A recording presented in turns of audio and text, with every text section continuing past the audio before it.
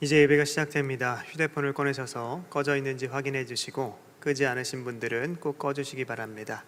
또한 예배 중에도 마스크는 꼭 착용해 주시기를 바랍니다.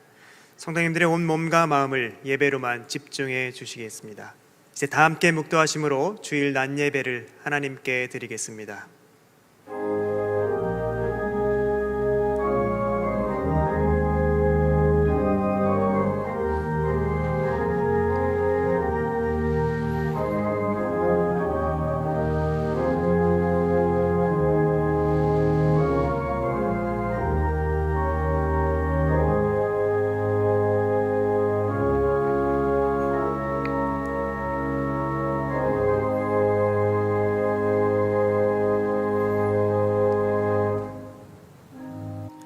이스라엘아 들으라. 우리 하나님 여호와는 오직 유일한 여호와이시니 너는 마음을 다하고 뜻을 다하고 힘을 다하여 내 하나님 여호와를 사랑하라. 아멘. 하늘에 계신 우리 아버지여, 이름이 거룩히 여김을 받으시오며 나라의 임하옵시며 뜻이 하늘에서 이룬 것 같이 땅에서도 이루어지이다. 오늘날 우리에게 일용할 양식을 주옵시고 우리가 우리에게 죄 지은 자를 사하여 준 것 같이 우리 죄를 사하여 주옵시고 우리를 시험에 들게 하지 마옵시고 다만 악에서 구하옵소서. 대개 나라와 권세와 영광이 아버지께 영원히 있사옵나이다. 아멘.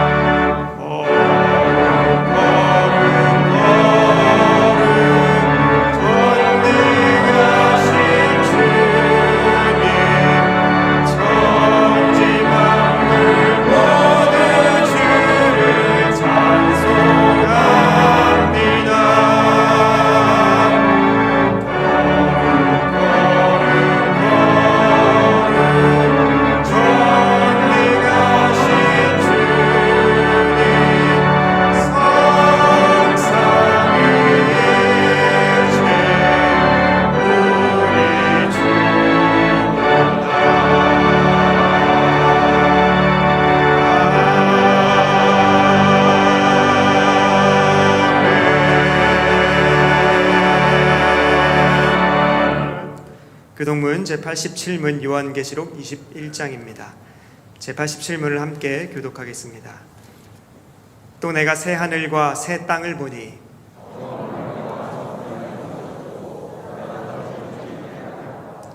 또 내가 보매 거룩한 성 새 예루살렘이 하나님께로부터 하늘에서 내려오니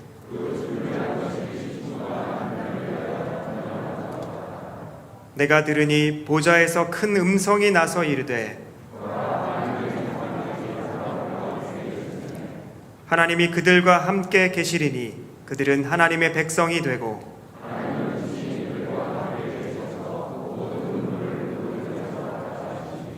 다시는 사망이 없고 애통하는 것이나 곡하는 것이나 아픈 것이 다시 있지 아니하리니 보좌에 앉으신 이가 이르시되 아멘. 전능하사 천지를 만드신 하나님 아버지를 내가 믿사오며 그 외아들 우리 주 예수 그리스도를 믿사오니 이는 성령으로 잉태하사 동정녀 마리아에게 나시고 본디오 빌라도에게 고난을 받으사 십자가에 못 박혀 죽으시고 장사한 지 사흘 만에 죽은 자 가운데서 다시 살아나시며 하늘에 오르사 전능하신 하나님 우편에 앉아 계시다가 저리로서 산자와 죽은 자를 심판하러 오시리라. 성령을 믿사오며 거룩한 공회와 성도가 서로 교통하는 것과 죄를 사하여 주시는 것과 몸이 다시 사는 것과 영원히 사는 것을 믿사옵나이다. 아멘.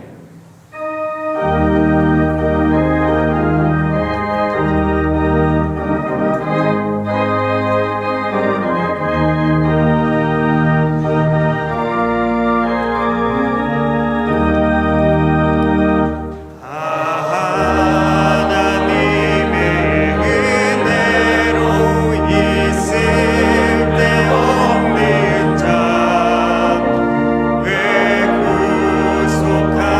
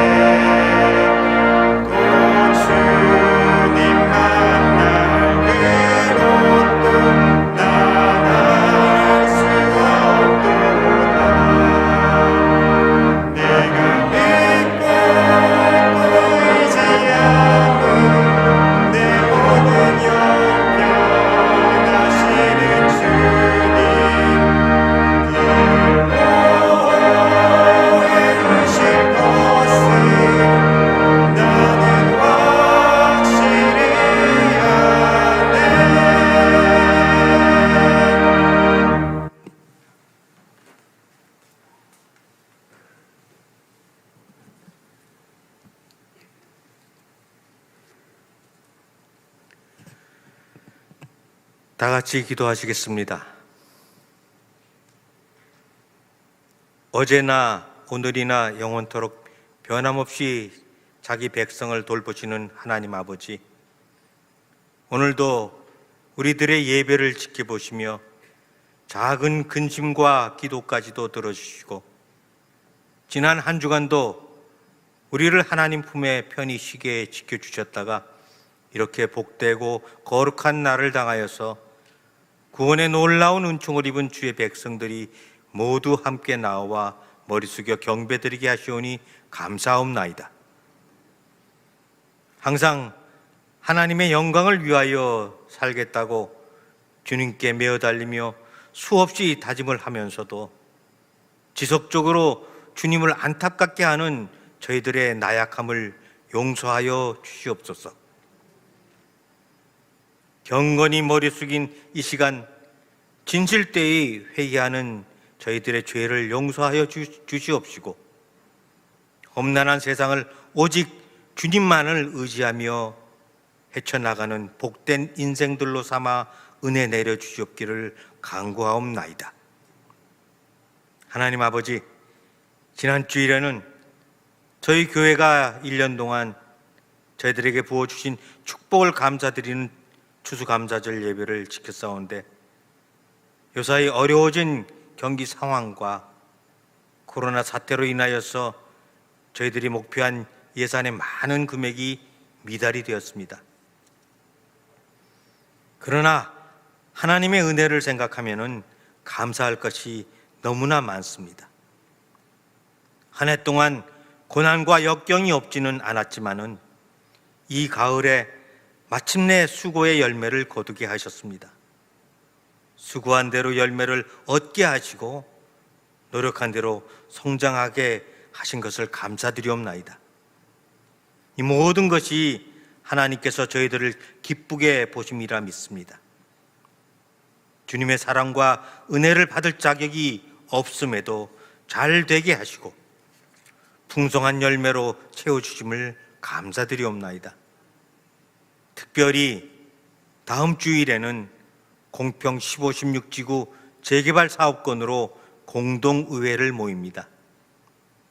일찍이 주님의 뜻이 계셔서 우리 숭동교회를 인사동에 터잡게 하여 주시옵시고, 이곳에서 주님을 증거하고 그 복음을 널리 전파하게 하시오니 참으로 감사를 드리옵나이다. 그러나 아직도 세상에는 주님을 알지 못하고 죄 가운데 방황하는 불쌍한 영혼들이 많이 있사오니 방황하는 영혼들을 교회로 인도하여 영혼 구원에 이르게 하는 사명을 잘 감당케 하셔서 선교와 구제와 그리고 전도하는 일에 힘을 다하는 교회가 되게 하여 주시옵소서. 이러한 주님께서 주시고 선배님들이 지켜온 이 땅에 나라에서 추진하는 재개발 사업으로 인하여서 우리 교회에도 많은 변화가 되어지고 있습니다. 이러한 때에 교회를 대표하는 당회원들과 재개발에 관여하여 일하는 모든 일꾼들에게 솔로몬과 같은 지혜를 허락하여 주시옵시고, 생각하고 추진하는 모든 일들이 하나님 보시기에 아름다운 일들로만 추진케 하여 주셔서 교회의 결정 사항들이 모두 우리 성도님들과 미래의 승동교회의 발전을 위한 아름다운 결정을 할 수 있도록 주관하여 주시옵기를 간절히 기도드리옵나이다. 하나님 아버지, 또한 간절히 간구하옵기는 12월 3일 수학능력 시험이 있어서 우리 본교회에서도 17명의 학생들이 시험에 응시하게 됩니다. 이들의 건강을 지켜주시고 열심히 마지막까지 준비를 잘하여서 그간의 노력을 수능 당일날 모두 보여줄 수 있도록 지켜주시옵시고 인도하여 주시옵기를 간절히 기도하옵나이다. 우리나라를 위해서 기도드립니다. 코로나19로 이 사태가 장기적으로 진행이 되어서 어려움에 처하신 분들이 많이 계십니다. 교회 집단 감염 소식을 들을 때마다 우리들의 가슴이 얼마나 아픈지 모릅니다. 더 이상 안타깝고 억울하게 쓰러져가는 사람들이 생기지 않도록 주님께서 역사하여 주시옵소서. 또한 빨리 백신이 개발되어서 모든 사람들이 마스크를 벗고 자유롭게 소통하는 그날이 하루속히 올 수 있도록 인도하여 주시옵소서. 이러한 국내적으로 엄중한 때에 나라를 운영하는 위정자들이 하나님의 의로우심과 경외로우심을 깨닫고 하나님 말씀에 입각한 선정을 국민들만을 위하여 펼치는 지도자들이 다 되게 하여 주시옵소서. 열강들에 둘러싸여서 외교적으로나 경제적으로나 또한 군사적으로 어려움에 놓여 있는 우리나라를 국률이 여겨 주시옵시고, 아시아에서도 그 어느 나라보다도 하나님을 믿는 자들이 많은 우리나라를 굳건히 붙들어 주시옵기를 간절히 기도드리옵나이다. 이 시간 단위에 세우신 최영태 담임 목사님을 영육간에 강건케 하시옵시고, 아버지의 마음으로 성도들을 위해서 기도할 때에 하늘의 능력을 부어주시옵소서. 말씀을 준비하실 때 성령의 지혜로 밝혀주시옵기를 원하옵고, 하나님께서 주신 지혜와 성령의 조명하심으로 하나님의 마음을 알게 하시고 엘리야의 심령으로 성도들에게 말씀을 증거케 하여 주시옵소서. 또한 우리들의 예배와 교회를 위해서 기도하며 수고하시는 모든 직분자들과 교육자님들, 그리고 성도님들에게 기쁨과 감사가 넘치게 하여 주시옵시며, 주님께 간구하여 드리는 이 기도하는 모든 이들에게 항상 주님의 사랑과 은혜와 감사와 간증이 차고 넘치게 하여 주시옵기를 간구하옵나이다. 다가오는 금요 기도회에는 특별히 청암교회에서 심우하시는 이정현 목사님께서 강사로 오셔서 인도해 주십니다. 주님 앞에 모든 것을 내려놓고 기도할 때에 이정현 목사님의 말씀이 많은 위로가 되게 하여 주시옵시고, 주님과 소통하는 귀한 시간을 가질 수 있도록 은혜 내려 주시옵기를 간구하옵나이다. 특별히 원하옵기는 오늘 처음으로 오신 새가족분들의 마음의 문을 주께서 열어 주시옵시고, 성령의 감화하심으로 천국의 진리를 깨닫고 감동받게 하여 주시옵기를 원하옵나이다. 섬김과 정성을 다하여 교도를 돌보시는 부교육자님들과 전도사님, 그리고 멀리 이역 땅에서 한 명의 생명이라도 건지시기 위해서 어려움과 싸우며 하나님의 말씀을 증거하시고 계시는 선교사님들에게 하나님의 한량 없으신 위로와 축복이 함께하여 주시옵소서. 오늘도 우리 성도들의 마음을 아름다운 노래로 주님께 인도하는 임마누엘 찬양대 대원들의 수고를 기억하여 주시옵시고, 각급 주일학교와 교회 모든 기관에도 주님의 풍성하신 은혜를 내려 주시옵기를 원하옵나이다. 지금은 예배의 첫 시간이 오니 마치는 시간까지 주님께서 홀로 영광 받으시기를 원하오며, 우리의 죄를 대속하여서 십자가에 못 박혀 돌아가신 우리 주 예수 그리스도의 이름으로 기도드리옵나이다. 아멘.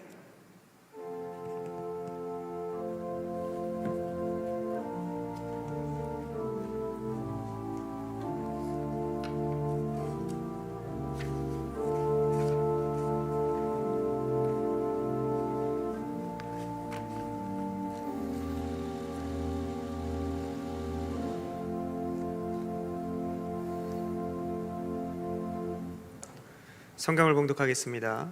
하나님의 말씀 마태복음 19장 16절부터 22절까지의 말씀입니다. 마태복음 19장 16절부터 22절까지의 말씀을 제가 봉독하겠습니다.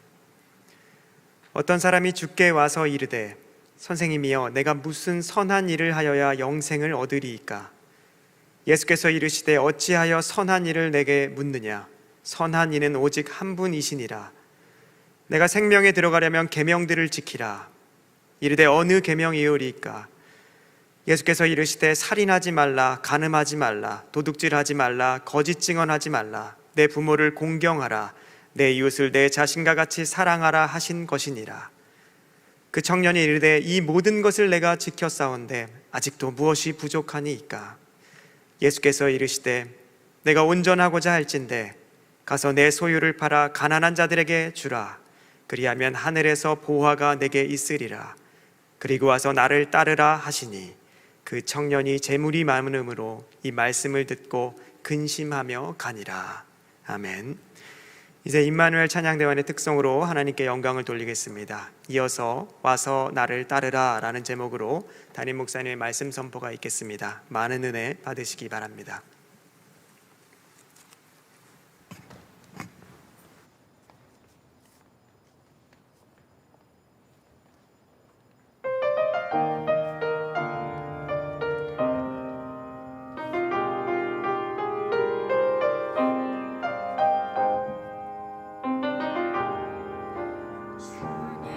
찾는 자 그 오래전부터 주님의 은혜를 간절히 원했네.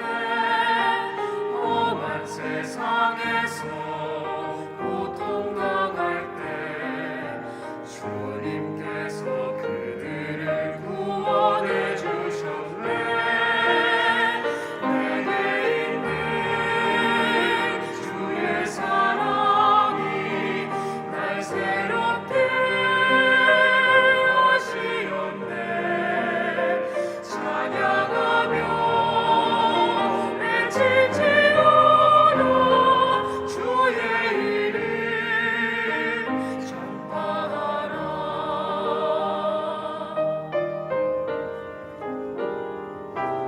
우리를 부르사 주 찬양 주셨네. 내 삶을 빛으로 인도해 주시니 우리들은 모두 주의 자녀로 온 세상에 주의 사랑 전파하리라. 내게 있는 주의 사랑이 날 새롭게 하시었네. 찬양하며 외칠지어다 주의 이름 전파하라. 내게 있는 주의 사랑이 날 새롭게 하시었네. 찬양하며 외칠지어다 주의 이름 전파하라. 귀하신 주 이름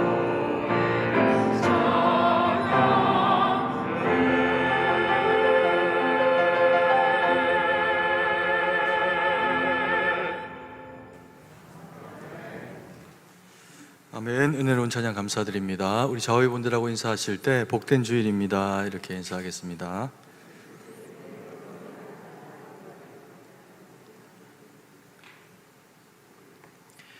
영생에 대해서 고민을 해보신 적이 있으십니까? 여기 계신 우리 성도님들은 신앙생활이 오래되셨고 예수님을 또 깊이 잘 믿고 오셨기 때문에 영생에 대해서 고민이 계신 분들은 뭐 그렇게 많지 않을 것 같습니다.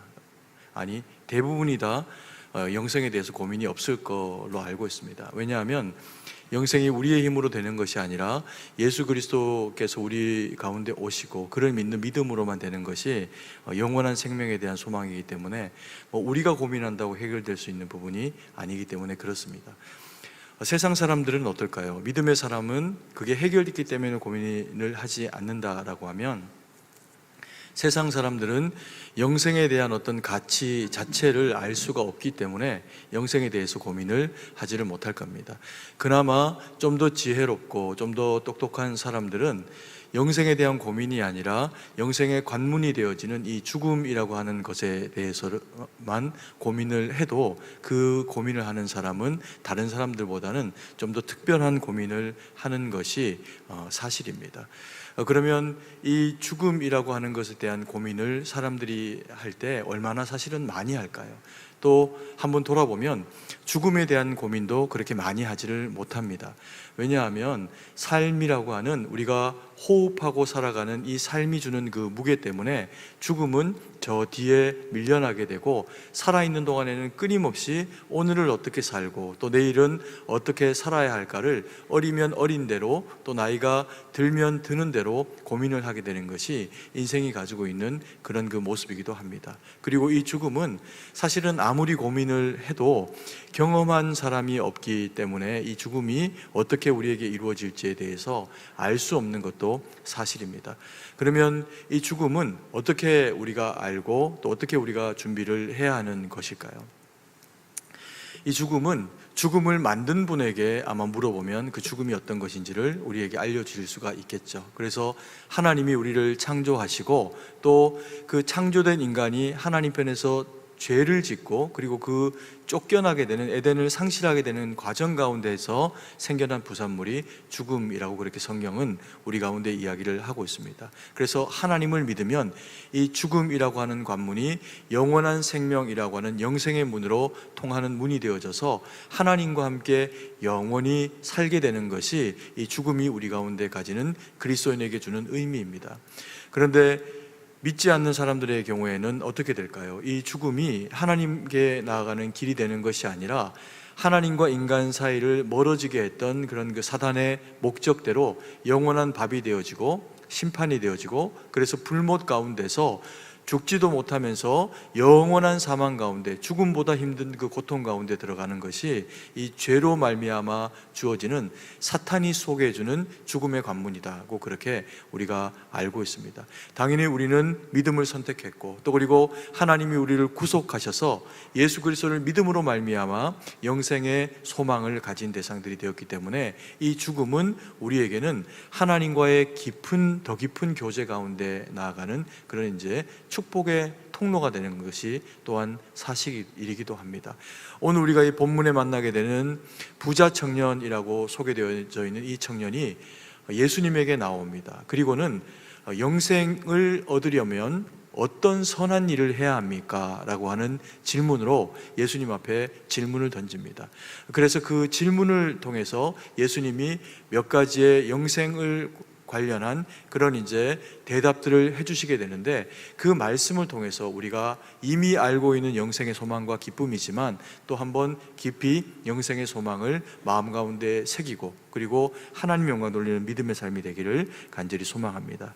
19장 17절에 보면 이렇게 이야기합니다. 예수께서 이르시되 어찌하여 선한 일을 내게 묻느냐? 선한 이는 오직 한 분이시니라. 내가 생명에 들어가려면 계명들을 지키라. 이렇게 말씀을 하십니다. 그래서 무슨 선한 일을 하여야 영생을 얻겠습니까? 라고 하는 이 청년의 대답에 대해서 예수님께서 하시는 말씀의 그 첫 번째 내용이 뭐냐면, 영원한 생명에 들어가려면 어떻게 하라? 계명을 지켜라 라고 이렇게 이야기를 하시는 겁니다. 그런데 그래서 말씀하시는 예수님의 그 계명을 보면 특별한 이야기가 전혀 아닙니다. 이스라엘 백성들에게는 이 이야기가 정말 귀에 못이 박히도록, 딱지가 되도록 그렇게 되뇌어져 왔던 것이 이 계명에 대한 이야기이고, 또 이 계명도 5계명부터 해서 10계명까지의 이야기를 순서만 조금 바꿔가지고 그렇게 예수님께서 설명을 하시면서 그에게 이야기를 하십니다. 그러니까 이 얘기를 들은 청년이 어떻게 반응하겠습니까? 이것은 이미 다 알고 있다는 겁니다. 알고 있을 뿐 아니라 그것은 이미 내가 다 그렇게 지키고 있다라는 거죠. 그래서 이것은 특별하지가 않다라고 하는 겁니다. 설명하는 그런 그 내용들에 보면 18절 19절에 보면 같이 한번 읽도록 하겠습니다. 이르시되 어느 계명이오니까?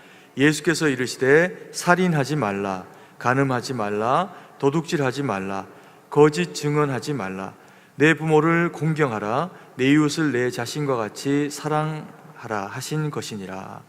전혀 뭐 특별한 내용이 아니라 그냥 순서만 조금 바꿔가지고 내 부모를 공경하라라고 하는 이 4계명을 조금 더 9번째로 이제 뒤로 몰고 가시고, 그리고 6번째 계명부터를 먼저 말씀을 하시면서 살인하지 말라, 간음하지 말라, 도적질하지 말라, 거짓 증거하지 말라 이렇게 표현하시고, 그리고는 내 부모를 공경하라, 또 그리고 마지막으로 내 이웃을 내 몸과 같이 사랑하라 말씀하십니다. 10계명, 이 10번째 계명이 내 이웃의 것을 탐하지 말라는 거죠. 그래서 이것을 더 적극적인 의미에서 부정적인 의미들을 빼고, 그리고 악을 행하는 것이 아니라 오히려 선을 행함으로 이웃 가운데 마땅히 행해야 할 것들을 행하라라고 그렇게 이야기를 하는 겁니다. 그러니까 이 청년의 이야기 들은 내용들로는 전혀 특별하지를 못하는 겁니다. 사실은 그도 그럴 것이, 이것은 이 청년에게만 뭐 특별하지 않은 이야기가 아니라 세상 가운데 태어나서 율법을 가지고 있는 이스라엘 백성들이 아니어도 인륜이라고 하는 어떤 윤리적인 가치를 가지고 있는 민족과 나라, 대상들은 여기서 말하는 6계명에서부터 10계명까지의 이야기는 어느 하나도 특별한 내용이 아닙니다.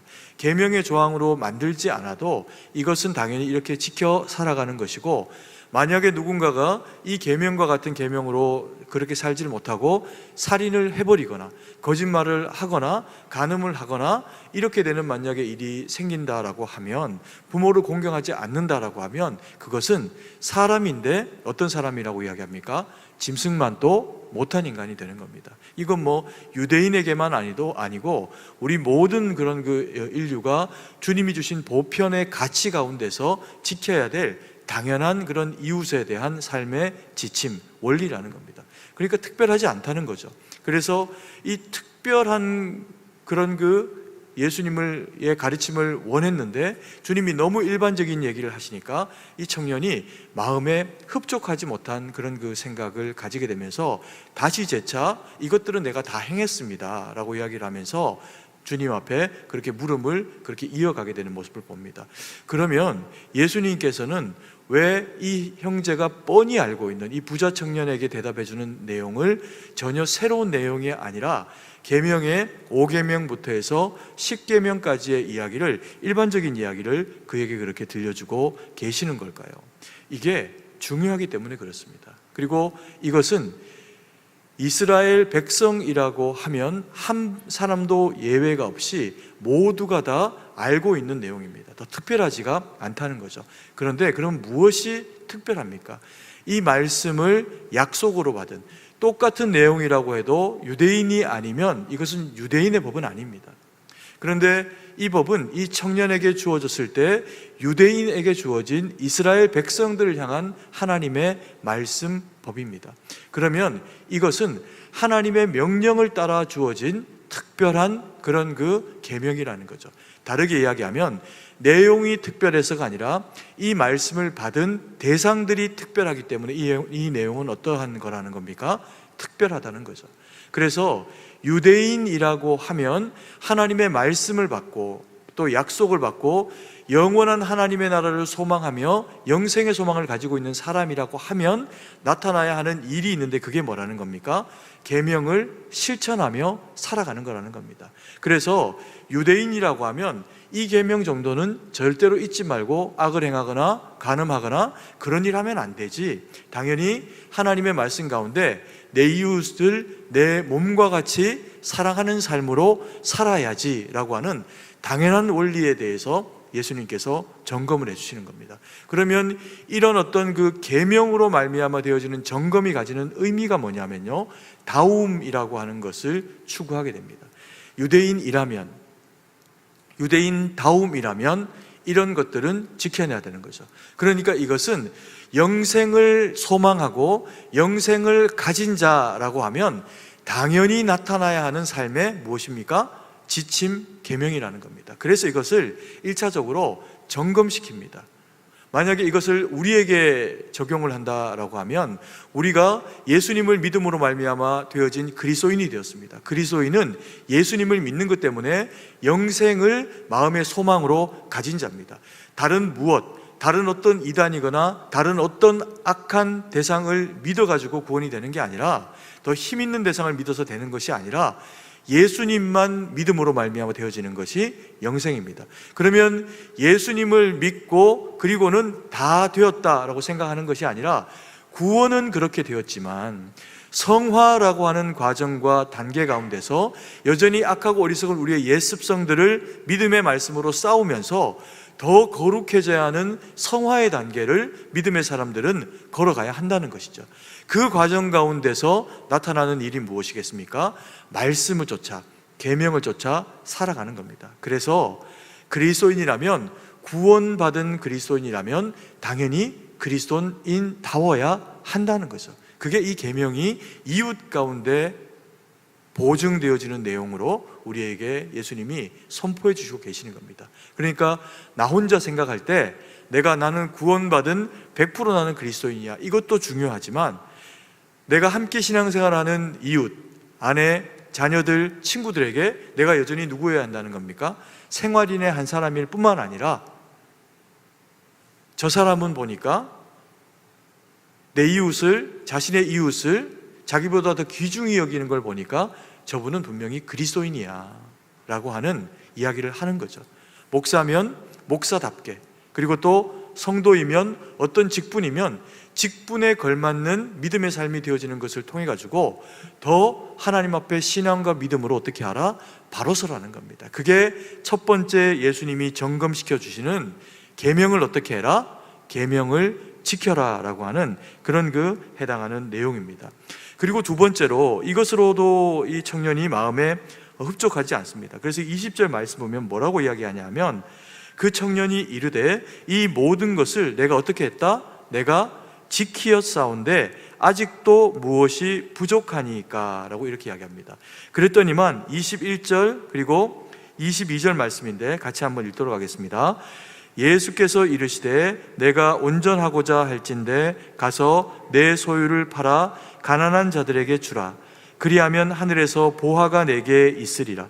그리고 와서 나를 따르라 하시니 그 청년이 재물이 많으므로 이 말씀을 듣고 근심하며 가니라. 마음이 흡족하지 않은 거죠. 왜냐하면 특별한 내용이 없고 이미 다 알고 있는 것이고 어떤 의미에서는 뻔한 내용이기 때문에 그렇습니다. 그래서 이 청년이 예수님에게 재차 묻기를 이것은 이미 내가 다 지키고 있으니까 그럼에도 불구하고 영생에 대한 확신이 본인에게 있다는 겁니까? 없다는 겁니까? 없다는 겁니다. 당연하죠. 아직 예수를 믿지 않으니까. 그래서 이 청년이 예수님에게 재차 말씀으로 묻습니다.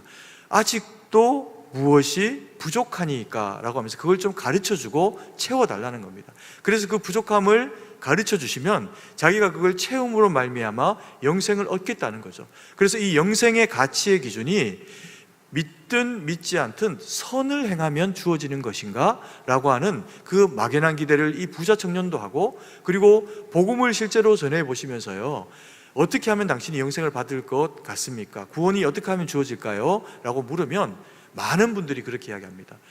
착하게 살면 되죠. 착하게 살아야죠. 그럼 확신이 있습니까? 제가 부족해서요. 이렇게 이야기합니다. 경우에 따라서는 예수님을 오래 믿고 신앙생활 한 분 중에도 이게 좀 구원에 대한 진리가 너무 쉬움에도 불구하고 이게 잘 정리가 안 되는 분들은 그 구원의 확신을 잘 정리하지 못하는 경우가 있습니다. 아직은 내가 좀 부족합니다. 이렇게 이야기를 하시는 경우들이 생각보다 많이 있습니다. 어떻다는 겁니까? 그런 것이 아니라는 겁니다. 그러면서 예수님께서 하시는 이야기가 뭐냐 하면 아직도 무엇이 부족한 것이 아니라 내가 온전하고자 할진대 가서 내 소유를 팔아 가난한 자들에게 주라. 그리하면 하늘에서 보화가 내게 있으리라 라고 이야기를 하십니다. 그러니까 이 청년이 어떻게 합니까? 근심하고 집으로 돌아가 버립니다. 영생을 받는 것에 대해서 더 집요하게 예수님에게 묻는 것을 포기하고 가로막히는 어떤 담이 생겨버리니까 그것을 뛰어넘지를 못하고 돌아가 버리는 그런 상황이 이제 발생을 하게 된 거죠. 왜 그랬을까요? 성경은 이야기합니다. 이 형제가, 이 부자 청년이 부자인데 심히 부자여서 너무 많은 재산이 있어서 그것이 근심이 되어져서 예수님이 부르시는 이 부르심에 순종하지 못하였다라고 그렇게 이야기를 합니다. 그러면서 재물이 많음으로 이 말씀을 듣고 근심하며 가니라라고 그렇게 이제 이야기를 하고 있습니다. 그러니까 예나 지금이나 사람들의 마음은요, 부유하고 싶기를 원합니다. 그리고 또 생각해 보십시오. 청년이 부자입니다. 뭐 장가를 가지 않아서 청년이라고 이야기하는지, 비교적 젊어서 청년이라고 이야기하는지 모르지만 그건 뭐 그렇게 중요하지 않습니다. 어쨌든 이 청년이 젊은 사람인데 많은 재화를 모았습니다. 왜 모았을까요? 거기에 재주가 있는 거죠. 그리고 그게 중요하기 때문입니다. 보니까 힘들고 어려운 이 세상을 살아갈 때 물질이 넉넉하게 있으면 비교적 그래도 그것들을 헤치고 나가면서 살아갈 수가 있고, 남들과 비교했을 때 내가 더 부유하면 그것만으로도, 무언가를 더 쓰지 않고 있더라도 가진 것만으로도 마음에 여유가 생기기 때문에 이 부유함은 사람들의 그 마음의 소망입니다. 그런데 젊은 청년이 이 부유함을 가지고 있다는 겁니다. 그러니까 이 청년이 얼마나 열심히 살았겠습니까? 혹은 자신의 부모님이 이미 부자여서 그것들을 물려주고 세상을 떠나셨을 수도 있죠. 어쨌거나 저쨌거나 이 형제가 중요하게 생각하는 것은 물질입니다. 이 부가 이 형제에게는 굉장히 중요한데 예수님이 무엇을 건드리셨어요? 그것을 건드리신 겁니다. 너무 감사한 것은 구원의 조건이 부가 아니라는 겁니다. 이 형제가 부유하고 또 얼마나 집안이 좋은지 우리가 그걸 정확하게 알 수 없지만 분명한 사실은 남들이 부러워할 만큼의 많은 재화를 가지고 있는데 그게 구원의 길은 아니라는 겁니다. 그게 장가가기 좋은 조건은 될지 모르고 또 다른 사업을 하기 위해서 그게 미천이 되어질 수 있는 그런 환경적인 좋은 조건이 될 수 있을지는 몰라도 그게 구원받는 길은 아니라는 것을 주님이 정확하게 청년에게 이야기해 주시면서 저희들에게도 깨닫게 도와주고 계시는 겁니다. 감사한 일이죠. 만약에 부로 말미암아 천국을 소유하게 된다고 하면 얼마나 많은 돈을 벌어가지고 집 사기도 어렵고 전세 구하기도 어려운데 천국도 돈으로 가야 되면 진짜 사는 게 지옥인 거죠. 그게 지옥인 겁니다. 그런데 주님이 그렇게 이야기를 하시지를 않고 이 청년에게 그것들을 팔아가지고 가난한 사람들에게 나누어주고 너는 나를 쫓으라라고 이야기를 하는 겁니다. 그러면 예수님이 말씀하시는 이 천국, 영생은 어떻게 하면 주어지는 걸까요? 예수님이 청년에게 이야기하시기를 그것들을 팔아가지고 가난한 자들에게 나누어주면 하늘에서 너를 위해서 보화가 쌓일 거다, 이렇게 말씀을 하십니다. 여러분, 하늘에서 보화가 쌓인 건 우리가 가봐야지 압니다. 그죠? 그런데 우리가 하늘에서 보화가 쌓이는 것을 어떻게 할까요?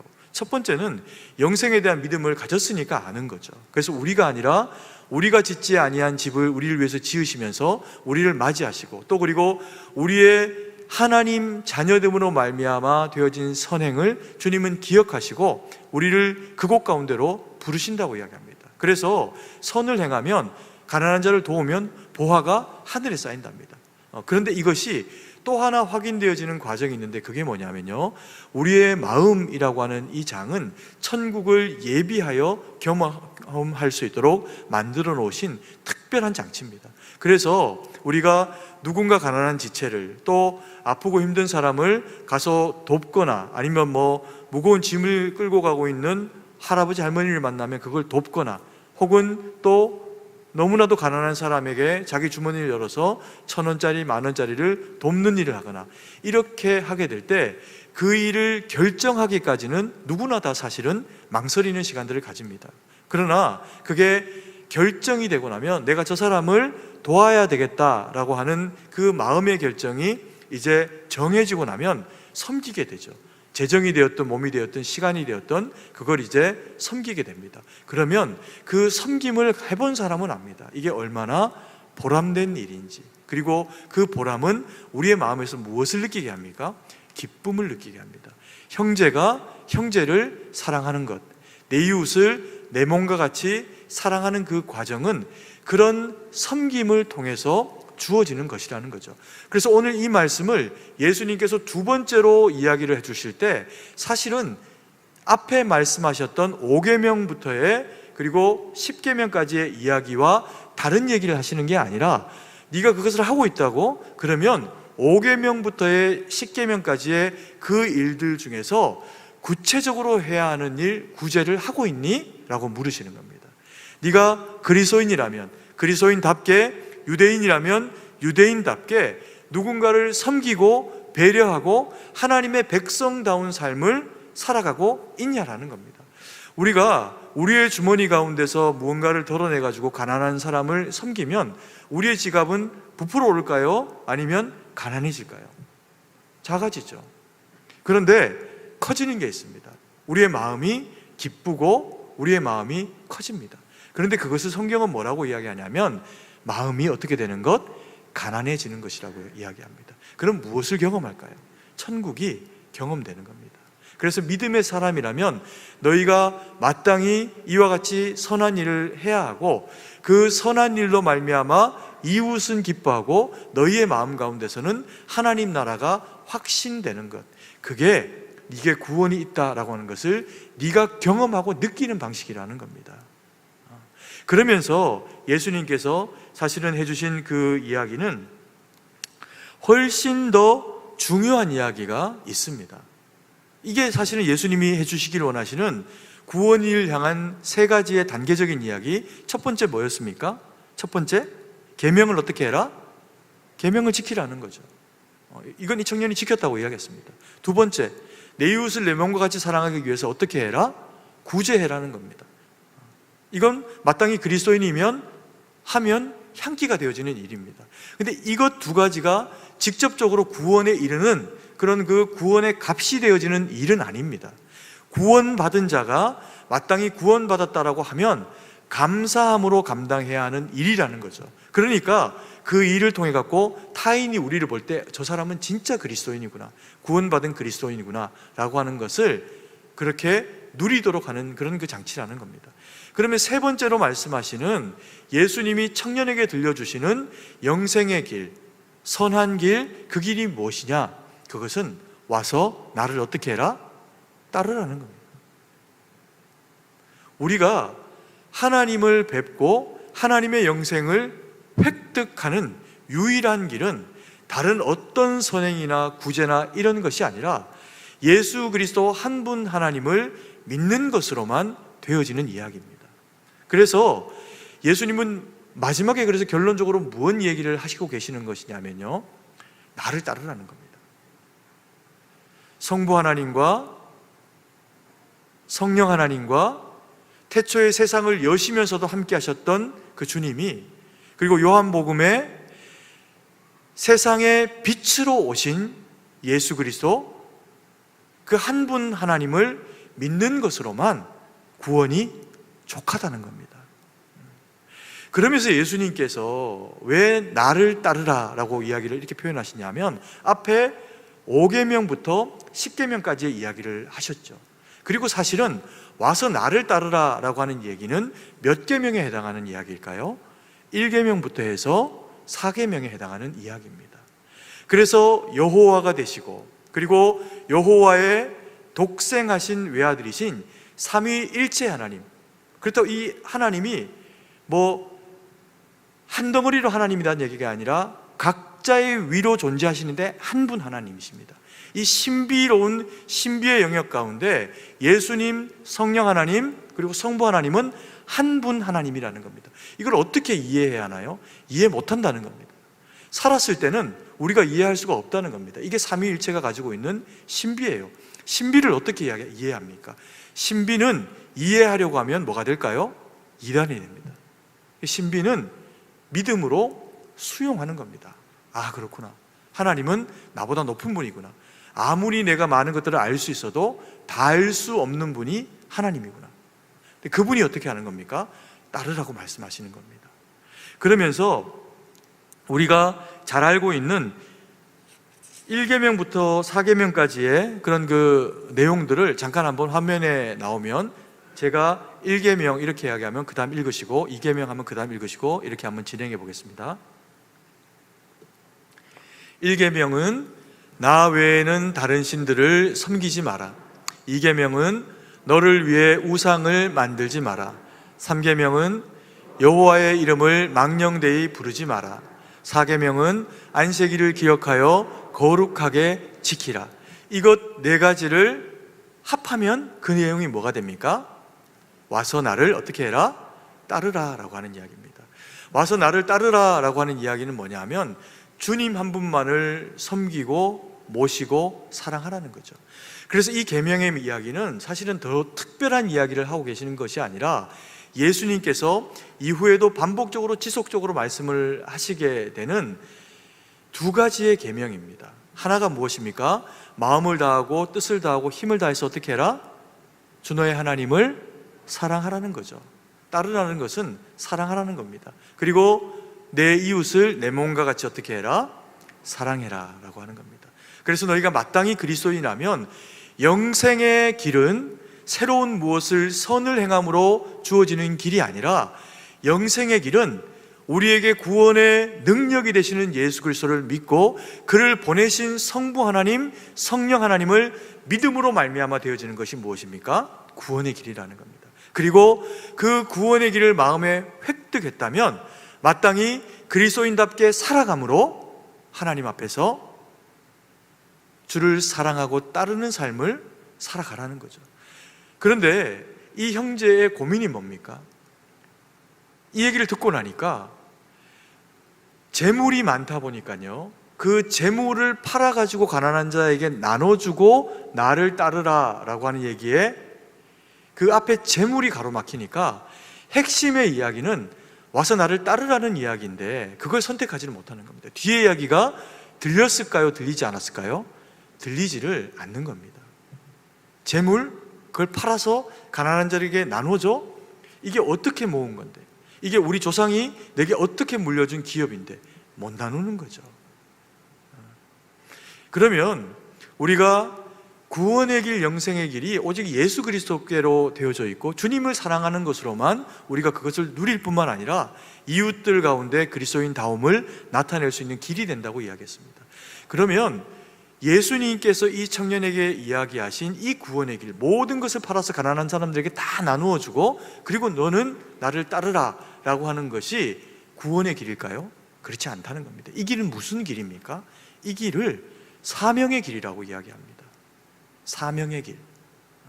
믿음의 사람들에게는 주님이 허락하신 사명이 있어서 그 사명의 길을 영생과 함께 걸어가야 한다는 거죠. 그 길이 이 형제에게는 뭐라는 겁니까? 가지고 있는 걸 팔아가지고 나눠주고 너는 나를 쫓으라는 겁니다. 근데 이 형제가 뭐가 고민입니까? 재물이 너무 많은 겁니다. 고민이죠. 뭐 한 10억? 한 100억 정도 가지고 있나? 그걸 다 팔아서 나눠주고 쫓으라고 하는 것 쉬운 일 아닙니다. 그랬더니 이 형제가 이것을 할 수가 없는 일이죠. 그러면 재물이 많기 때문에 값이 나가기 때문에 이게 그걸 버리고 따르는 것이 힘들까요? 그런 얘기도 아닙니다. 이 청년은 예수님이 볼 때요, 두 가지의 의미가 있을 수 있습니다. 하나는 뭐냐 하면 네가 진짜 재물에 빠져 있구나. 돈 모으는 재미에 빠져 있어가지고 영생을 네가 묻지만 영생을 너는 원하지 않아. 그래서 제대로 된 영생이 무엇인지를 한번 강하게 가르쳐 주신 의미가 될 수도 있죠. 그리고 두 번째로는 다른 의미로 이 본문을 바라보면 이것은 사명자로서의 부르심입니다.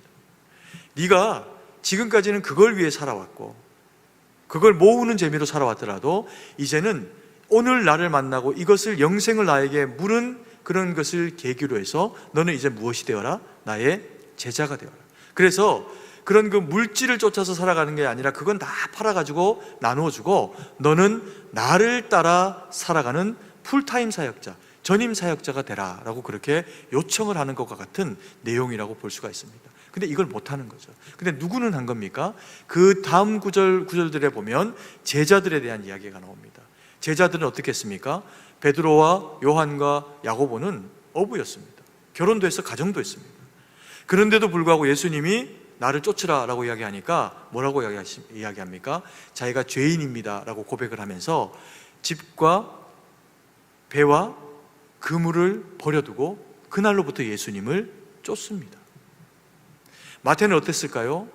돈 버는 일로 이게 돈이 된다라고 하는 그런 그 이유로 모든 사람들이 자기를 그렇게 원수처럼 짐승처럼 여기지만 값을 주고 산 이 자격으로 세리라고 하는 역할을 감당합니다. 이건 돈을 사랑하기 때문에 한 일입니다.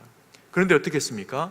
그 돈에 대한 더 많은 재화를 벌고 남보다 더 잘 살아갈 수 있는 기회를 포기하고 예수님을 따라갑니다. 그리고 우리가 아는 성경의 인물 가운데 바나바는 진짜 이 청년과 같은 결정을 한 사람입니다. 어떤 결정을 합니까? 어느 날 은혜를 경험한 겁니다. 예수님의 말씀을, 은혜를 경험하고 변화된 그리스도인이 되고 나서 그는 자기가 가지고 있는 모든 재물을 팔아가지고 사람들을 섬기는 구제로 다 허비해버립니다. 그리고 이 바나바가 선택한 길이 뭡니까? 전임 사역자로, 선교사로 하나님 앞에 헌신하는 과정 가운데로 나아가게 된 겁니다. 이것은 모든 사람들이 이와 같이 해야 예수님을 따르는 길이다라고 이야기하는 것이 아닙니다. 그럼 뭘 이야기하는 걸까요? 있는 걸 내어놓으라는 거죠. 사람들은 부자이건 좀 부자가 아니건 있는 것을 내어놓는 것은요, 다 아까운 겁니다. 이 부자가 다 팔아서 자기의 것을 내어놓는 거라.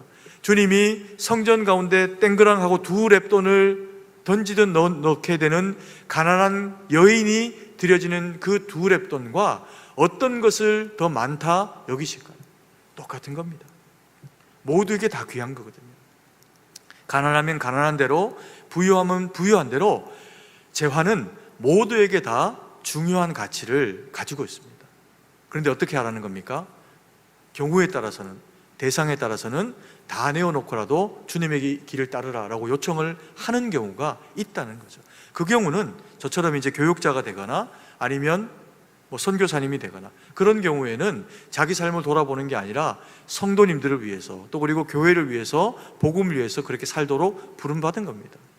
풀타임 사역자로 세상에서 어떤 일을 하더라도 정리하고 교회의 녹을 먹는 사람으로 바뀌며 살아가라는 거죠. 그게 이제 이 청년에게 부름받은 이 부르심의 무게입니다. 얼마나 무거웠겠습니까?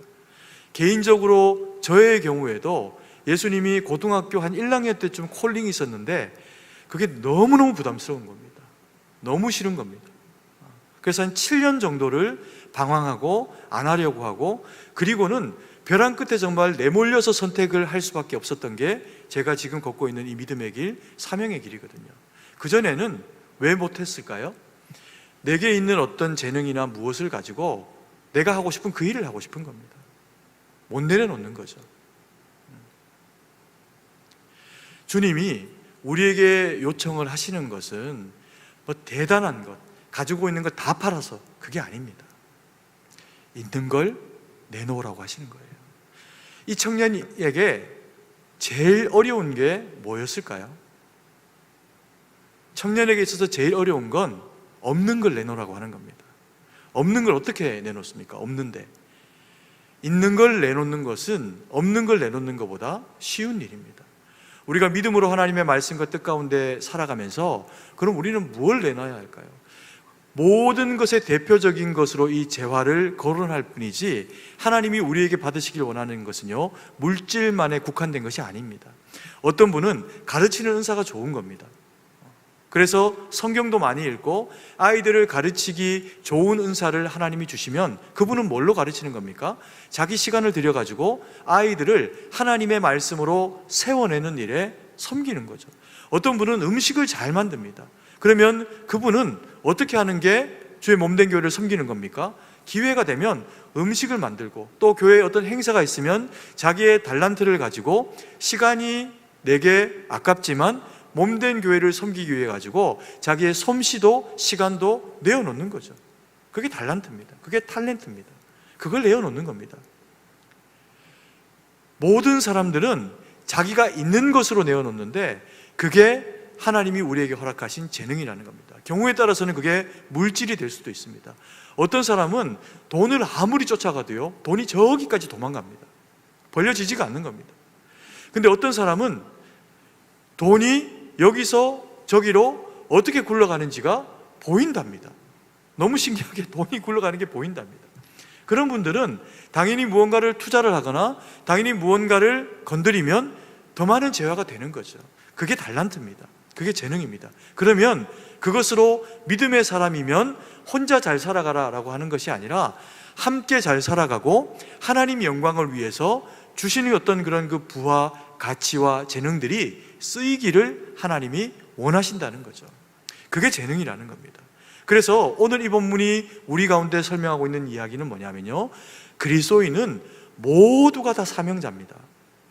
그리스도인은 모두가 다 하나님의 말씀을 받았고, 그리스도인은 모두가 다 심장 가운데 예수 그리스도의 심장을 모시고 살아가는 자가 그리스도인입니다. 그래서 우리가 무엇을 먹든 무엇을 마시든 다 무엇을 위해 합니까? 주의 영광을 위해서 해야 한다는 겁니다. 그러면 때로는 하나님이 물질로 내놓으라 라고 이야기하시면 주님 거니까 내어놓는 거죠. 재능을 내어놓아라 라고 하면 주님 거니까 내어놓는 겁니다. 제가 물질이 있어서, 물질이 있다면 물질을 많이 내어놓겠죠. 그러나 목회자들은 제가 담임 목사여도 그렇게 물질이 많지 않습니다. 여기까지 살아온 동안에 그걸 추구하고 살지를 못했기 때문에 그렇습니다. 그런데 제가 내어놓아야 할 게 무엇일까요?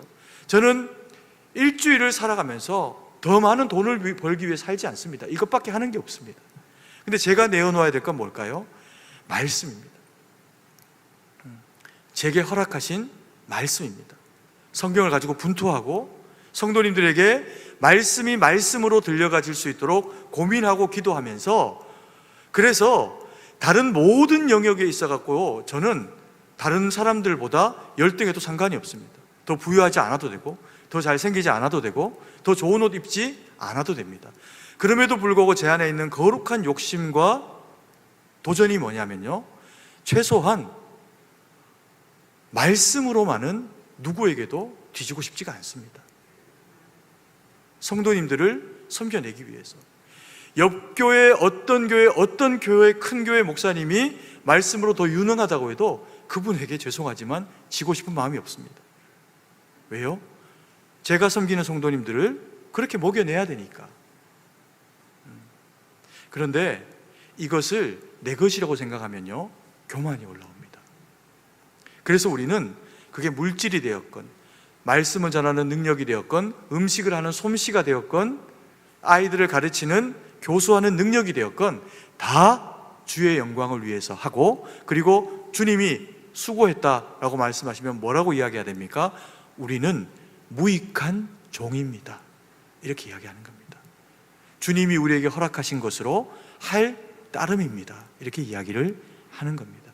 그게 아름다운 성도, 영생을 마음에 믿음으로 말미암아 예수 그리스도로 말미암아 의로 되어진 그 영생을 소유한 자가 나타내야 될 마땅한 삶의 지침 방식이라는 겁니다. 오늘 이 말씀을 대하시는 우리 사랑하시는 성도님들과 저의 그 삶 가운데서 하나님 앞에 내어드리는 삶을 살았으면 좋겠습니다. 때로는 시간을 좀 내놔라 그러면 바빠도 시간 내놓는 거죠. 우리 교회 젊은 집사님들 안내로 수고하시고, 또 그리고 주차로, 또 찬양으로 섬기는 이 지체들이 얼마나 귀합니까? 우리 성도님들이 젊으실 때 다 하셨던 일들이잖아요, 그죠? 근데 그 역할들을 받아서 하는 이 후배들이 없다면 섬김이 돌아가지 않을 겁니다. 칭찬해 주십시오. 얼마나 곱습니까, 이 친구들이. 하나님 앞에 연습할 때도 코로나 걱정이 될 수도 있는데, 우리 지휘자 집사님이나 주님의 영광스러움을 위해서 성도님들이 기쁨으로 하나님 앞에 예배드릴 수 있도록 섬기는 우리 지체들에게 때로는 칭찬도 해주시고요, 그렇게 하셨으면 좋겠습니다. 그래서 우리 모두가 자기에게 있는 것을 내어놓아 가지고 섬길 때 하나님의 교회는, 주님의 나라는 아름다워지는 겁니다. 그 섬김의 그 사명에 저와 우리 사랑하시는 성도님들이 함께 쓰임받고 주님 영광 돌리는 우리 모두가 되기를 간절히 소망합니다. 기도드리겠습니다. 사랑의 아버지 하나님, 은혜와 사랑을 감사드립니다. 주신 말씀 마음에 새기고 주의 거룩한 명령을 따라, 사명을 따라 섬기는 자로, 사랑하는 자로, 그리고 주님을 따르는 자로 살아갈 수 있도록 은혜를 베풀어 주시옵소서. 때로는 세상의 가치가 나를 따르라 하고 거짓되어도 혹은 악하여도 더 유용한 것을 따르라 우리에게 명할 때 그것을 따라 사는 삶이 아니라 내가 그리스도인이라면 주님을 따라서 살아가는 그 길만 선택할 수 있는 능력을 우리에게 허락해 주셔서 주님을 따르고 주님을 사랑하고 그리고 하나님 영광 돌리는 저희 모두가 될 수 있도록 저희 가운데 역사하시고 은혜를 베풀어 주시옵소서. 주님께 모든 것을 의지하고 감사드리며 살아계신 주 예수님 이름으로 기도드립니다. 아멘.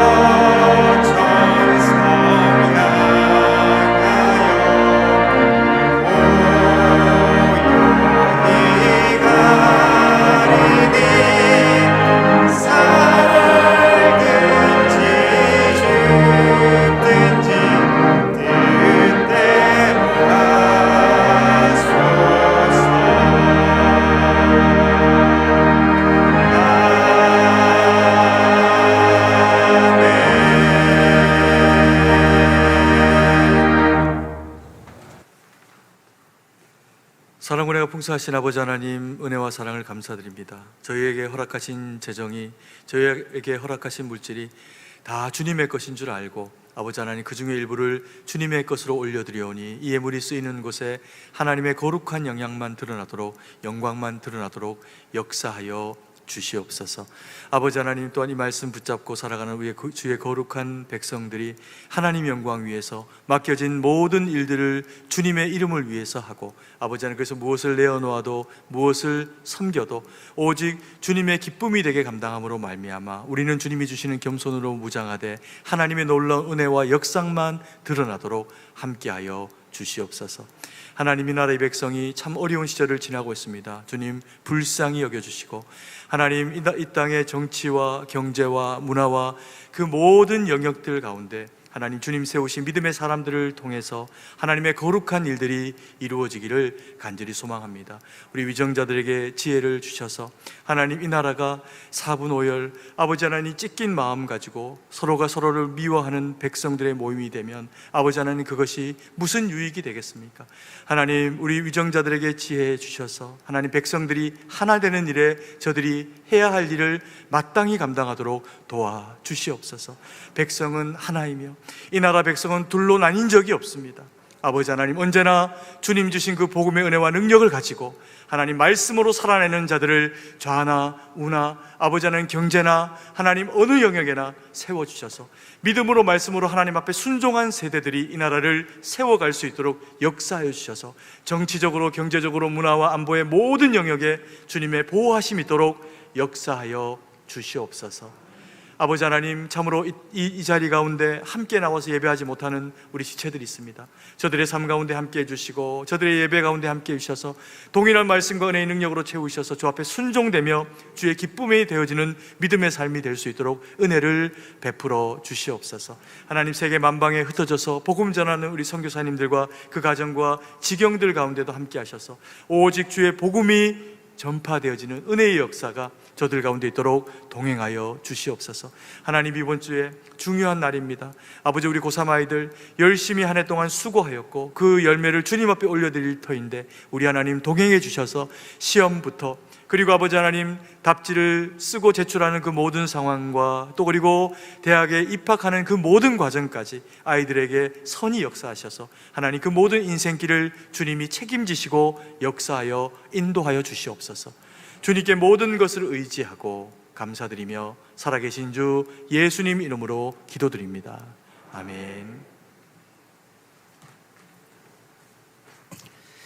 교회 소식 알려드립니다. 코로나19로 인해서 예배를 또 다음과 같이 조정하니 양해와 협조 부탁드립니다. 주일 예배와 3일밤 예배와 금요 기도회와 새벽 기도회는 정상적으로 드립니다. 실시간 인터넷 중계는 주일 예배, 낮 2부 예배와 교육부서 예배만 실시간으로 드리게 됩니다. 단 저녁 예배 및 각종 모임은 당분간 계속 중단합니다. 추후 변경된 사항이 있을 경우에 문자와 또 홈페이지에 공지하도록 하겠습니다. 오늘 낮 2부 예배 후에 임시 당회가 있습니다. 당회 장로님들은 참석해 주시기 바랍니다. 종교인 새벽 기도회가 12월 1일 화요일 오전 5시 30분에 본당에서 있습니다. 새 달의 첫날을 새벽 기도회로 시작하시기 바랍니다. 공동의회 광고입니다. 다음 주일인 12월 6일 낮 2부 예배 후에 공평 15, 16 지구 재개발건에 관해서 공동의회가 이곳 본당에서 있습니다. 세례교인 이상의 성도님들은 참석해 주시기 바랍니다. 온라인 성경 공부가 매주 목요일마다 진행 중에 있습니다. 이번 주는 신약 배경사 두 번째 시간입니다. 강의 영상은 목요일 오전 10시 이후에 승동교회 유튜브에 게시될 예정입니다. 주일학교에서 2021년 교사를 모집하고 있습니다. 희망하시는 분들은 사무실에 비치된 지원서를 작성하셔서 사무실로 제출해 주시기 바랍니다. 신청 기한은 12월 13일 주일까지입니다. 12월 3일 목요일에는 대학 수학능력 시험이 있습니다. 이에 따라서 당일인 목요일 오전 8시 40분 1층 기도실에서 수능 기도회를 갖습니다. 자녀들을 위해서 기도하실 분들은 자율적으로 참석해 주시기 바랍니다. 12월 4일 이번 주 금요 기도회 때는 청암교회를 심호하시는 이정현 목사님이 강사로 오십니다. 은혜로운 기도의 시간에 은혜 많이 받으시고 다 같이 함께 기도하시는 그런 시간 되시길 바랍니다. 반가운 얼굴이 있습니다. 우리 교회에서 오랫동안 신앙생활 하시다가 외국에 나가셨다가 오랜만에 오신 이만성 장로님이 계십니다. 잠시 자리에서 일어나 주시겠습니까? 네, 저쪽에 계십니다. 네, 다시 앉아주시겠습니다. 예배 후에 반갑게 맞아주시기 바랍니다. 인사해 주시기 바랍니다. 나머지 강구는 주보를 참조해 주시고 이제 다 함께 일어나서 찬송가 1장을 찬양한 후에 축도로 예배를 마치도록 하겠습니다.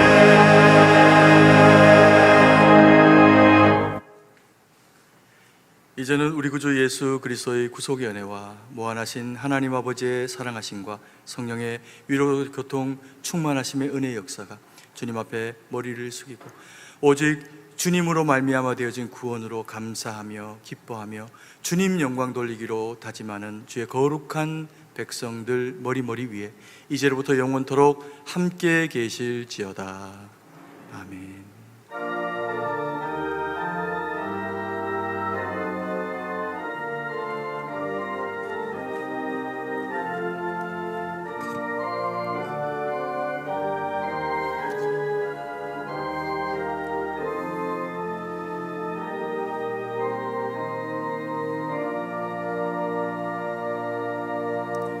찬송가 569장 1절과 4절 함께 찬양하겠습니다.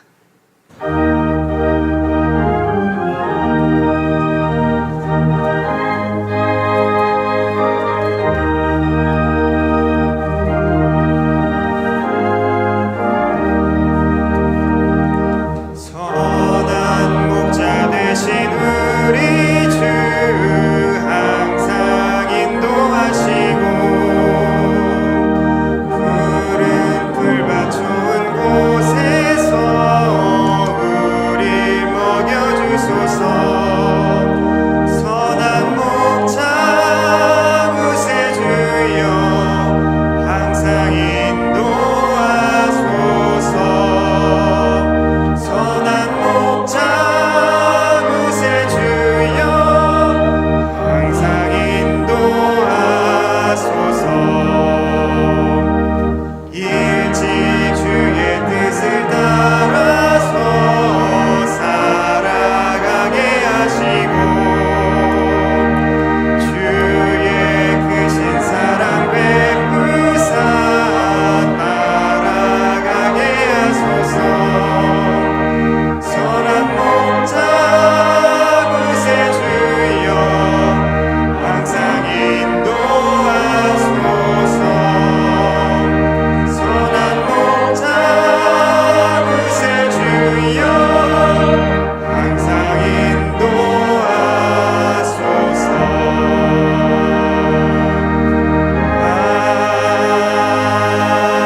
아멘.